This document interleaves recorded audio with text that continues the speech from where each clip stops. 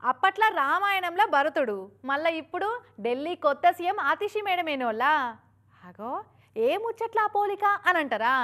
రాముల వారి పాదుకలను పట్టుకొచ్చి సింహాసనం మీద పెట్టి భరతుడు రాజ్య పరిపాలన చేస్తే కేజ్రీవాల్ సారు కోసం ఖాళీ కుర్చీని పక్కకు పెట్టుకొని భరతుని లెక్క పరిపాలన చేస్తా అంటుంది మేడం కూడా. వినయ విధేయతలు చూపెట్టుట్ల రామున్నే మించిపోయేటట్టుంది కదా ఈ ఢిల్లీ కొత్త CM Atishi madam. Delhi CM కుర్చీ మీద కూసబెట్టినందుకు కృతజ్ఞత చూపెట్టుకుందో, గురుభక్తే చాటుకుందామని అనుకుందో గాని నిన్న సీఎం పదవికి ఛార్జ్ తీసుకుంటా పక్కకే మాజీ సీఎం కేజ్రీవాల్ సార్ కూర్చునే సీఎం సీటును ఖాళీగా పెట్టించుకుంది.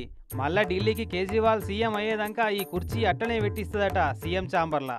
जिस तरह भरत जी ने 14 साल तक भगवान श्री राम की खड़ाऊ रखकर अयोध्या का शासन संभाला, उसी तरह से आने वाले 4 महीने के लिए मैं दिल्ली सरकार चलाऊंगी।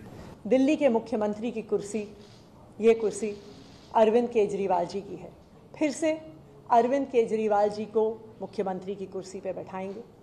तब तक ये कुर्सी इसी कमरे में रहेगी, अरविंद केजरीवाल जी का इंतजार करेगी।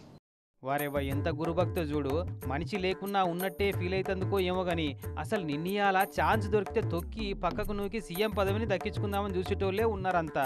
కానీ తాను స్వయంగా సీఎం సీట్లో ఉన్నా ఇంకొకలను సీఎం కావాలని కోరుకుంటే గొప్ప ముచ్చట్నే ఈ 5 నెలల సీఎం ఆతిషి మేడం అయితే. మరి ఢిల్లీ సీఎంగా తీసుకోవాల్సిన నిర్ణయాలన్నీ సొంతంగానే తీసుకుంటుందా, కేజ్రీవాల్ సార్ను అనుమతి తీసుకొని అడిగినాకనే నిర్ణయాలు తీసుకుంటుందా అని కన్ఫ్యూజన్లో పడుతున్నారట 2 సీఎం కుర్చీలను చూసిన ఢిల్లీ జనాలంతా.